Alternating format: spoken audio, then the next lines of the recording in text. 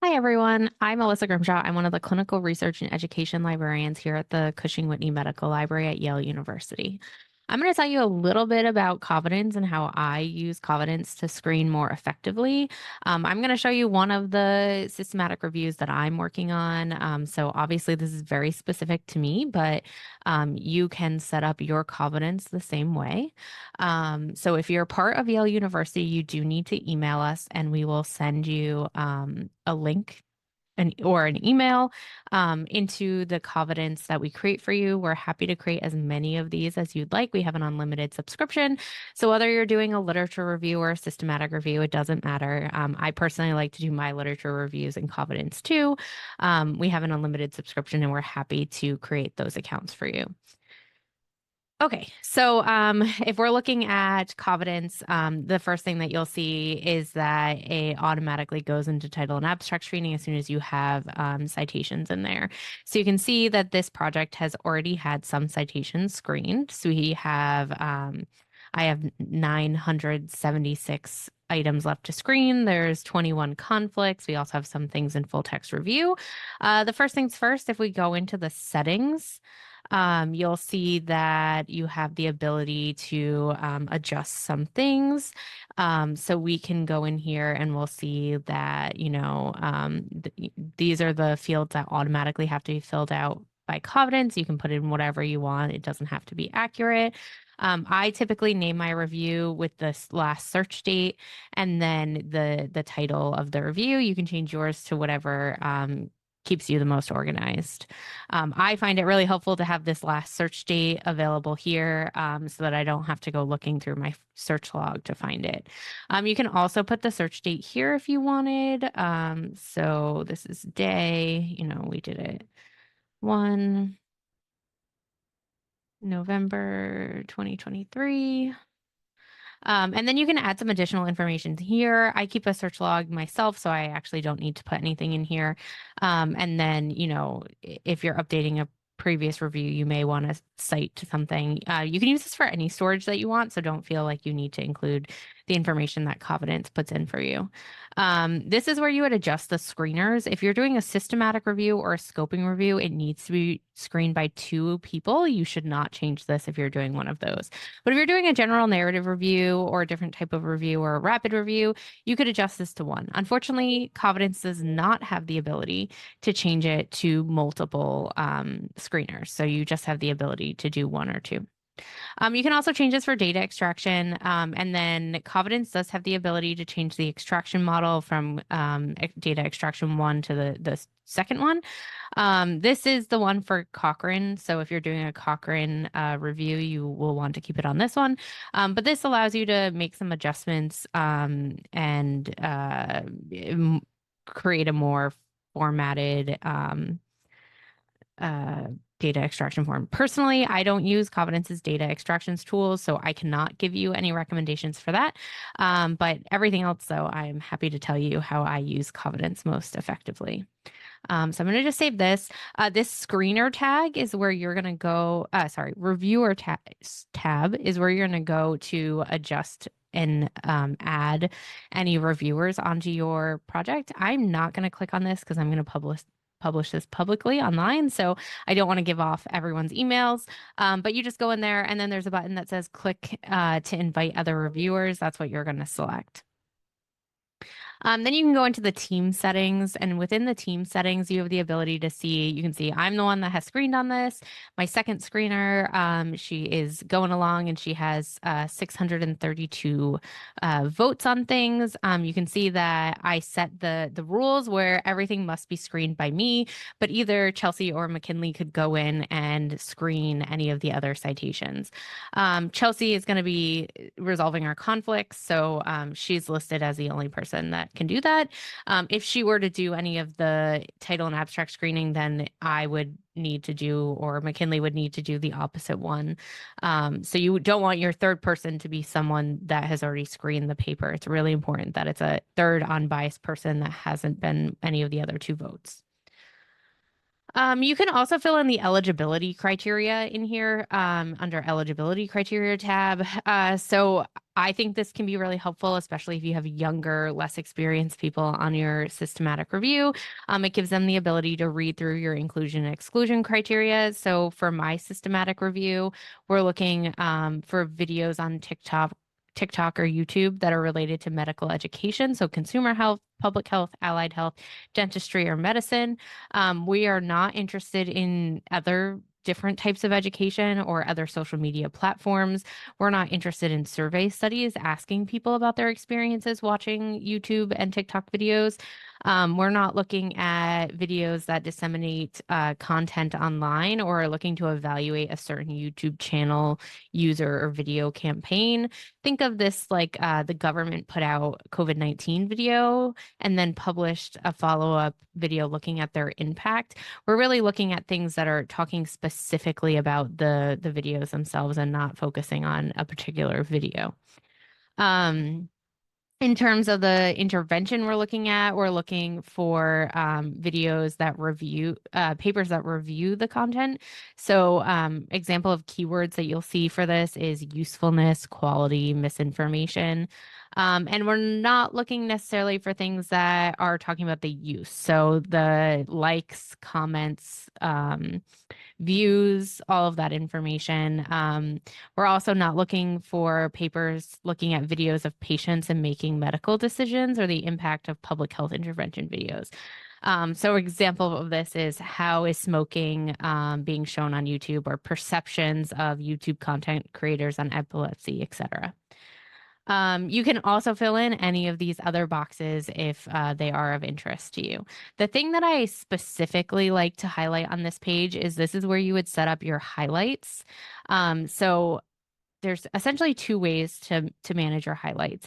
So essentially the highlights work where your inclusion criteria comes out in a green highlight and your exclusion criteria comes out in a red highlight. So you could fill this with inclusion terms and exclusion terms. But what I find most impactful is when I do my concept A in inclusion and my concept B in exclusion. So I have my YouTube and TikTok as my inclusion terms. And then under exclusion, I have usefulness, misinformation, reliability, reliable, content, quality, credibility, accuracy, accurate. And so I want my eyes to be drawn to those terms when I'm looking through the title and abstracts. Another really important thing to know is your full text exclusion reason. So this is going to be very specific to you. So down at the bottom, I have all of like the generic reasons that Covidence automatically inputs here. So these could be relevant or they might not be relevant. For instance, there's no point where wrong dose would be a reason for exclusion on my studies. But it being a review paper or non-English language or duplicate study data or education for healthcare professionals rather than for consumers are things that would meet my exclusion criteria. Study tags can also be helpful. So for instance, if any of this is relevant, I may want to tag it. So for instance, conference abstract, it being something that's really relevant, but it was only published as a conference abstract versus constant abstract duplicate study data, i.e. there's a full manuscript matching that conference abstract in there. And so I denote those so it's easier for me to write the reason for exclusion when I'm looking it up. Additionally, I could put things like look at methods. In particular, for the study design, I'm also doing a similar type of study. So I was flagging things where I thought that their methods looked really great, and I may want to look at it again before I go to publish my study. And then I'm also doing things for like patient education, and I may, decide to flag something else. I also flag things for interlibrary loans. So when my institution doesn't have access to them, I can click on them and order it through interlibrary loan. And then I know I have to wait for it. So this helps me know that I've already ordered it. Okay, so if we go back, we'll see some other important stuff. So the Prisma flowchart could be really helpful. Now, I do deduplication outside of Covidence, so this isn't all of my duplicates found. I have way more that would have been thrown out by EndNote and the Yale deduplicator. But the Covidence deduplicator found a few more too. Then we can see that, it has some information here. This only shows the finalized items. So if you have anything that you have left over in title and abstract screening, it is not going to be included on this list. So it's really important that you make sure before you take the information from here and put it into the Prisma template that you have completed all of the numbers, or your numbers aren't going to add up. Okay, so now to get into the fun part, title and abstract screening. So if we go into here, we click continue. You can sort this several different ways. So, I can do it by first author, and it will do the first author's last name in alphabetical order. I could pick by title, or I could pick by most recent. It's really important to note that most recent actually is not doing the most recent published paper. This just went through a search update, so everything's going to be brand new, or most of it should be brand new. But by most recent is actually the most recent paper ingested. So this was the last paper that was imported into my project. And so if I were to click no on this one, it would go and pop up on my second reviewers first, because it's the most recent record touched. So rather than it being like the most recent by date.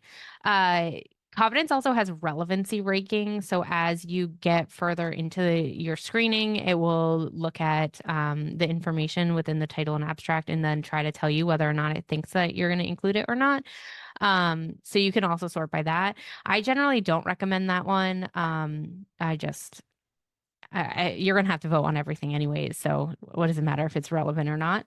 I typically do it by author or title so that I can feel like I'm seeing some progress when I get into the further alphabet, or, further parts of the alphabet. So for instance, if I'm going to just like quickly look at this, understanding TikTok as a source of medical information for endometriosis, I can see that, they looked at TikTok. They used the Discern tool, which I know is a quality assessment tool. And so I know that this is something I would want to look at. Now, I can tell that this is a conference abstract. When you're doing exclusion reasons for systematic reviews, conference abstracts should be eliminated in full text review. The same thing with foreign language. These are study limitations, not true reasons for exclusion. So it's really important that we have mapped those out and that they're eliminated for their proper reason. So you can see we have like the highlights here, and I could look through this. Majority use the platform daily, moderate or credible use of social media, national SM. Yeah, social media. So I'm seeing that social media does include TikTok, so it could potentially be relevant to me. It is their use on. So I'm going to say this is not helpful because it's talking about their use and not how, not the quality of the content itself. So they're surveying the people, not the quality. Doesn't meet my inclusion criteria. I'm going to vote no. They say that you should spend about 17 seconds making the evaluation. Sometimes it does take a little longer, but you can see that having the ability to look directly and see where exactly the search is happening can definitely help make those decisions faster. So you don't want to spend too much time. And I say, when in doubt, if you're not sure if you need to look at it, you should just click yes and then move it to full text review. So once you see that everything has, so kind of like once it goes in here, it kind of goes into pockets. So irrelevant references is when two people have voted no on something. So both people vote no, it goes into relevant references and you never have to think about it again. That being said, if you were to tag with one of the tags, so say I was like, oh, I want to look at the methods for this one. Even if I put this tag and it went into irrelevant references, I could find all of these papers by their tags by downloading an Excel spreadsheet of the excluded studies.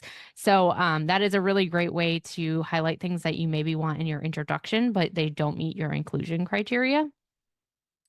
And then to do the tag, I'll just do that again. Sorry, I don't know if it was fast, but you would just click a tag here and then make sure that this box is checked.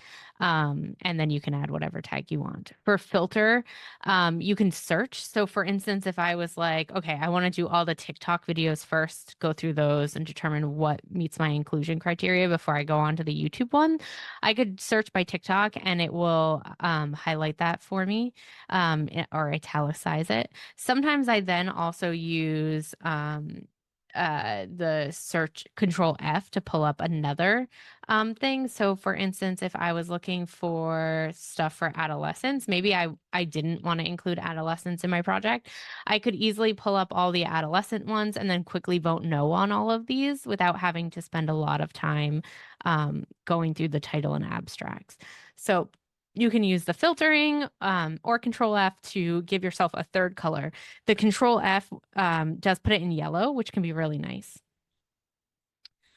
Okay. So that's no for awaiting another reviewer. That's when you voted on something and your second screener has not. I just want to highlight really quickly that you can find the last item you voted on by clicking into awaiting another reviewer and then clicking most recent. Sometimes when I'm screening, I click too fast and I don't know what I have just voted on and I want to go back. There is a back and undo button in screen references that you can use, which can be super helpful, but you can also go into awaiting another reviewer and then change your vote here. This resolve conflicts is when I voted one way and my second screener voted another way. And so it's currently set for only Chelsea to be able to screen these. So I actually don't have permissions to do this, but typically you'll see, who voted on it, and then it will tell you yes or no to include or to send off to full text review or to send back to irrelevant references. And then the screens are the ones that you actively have the ability to do.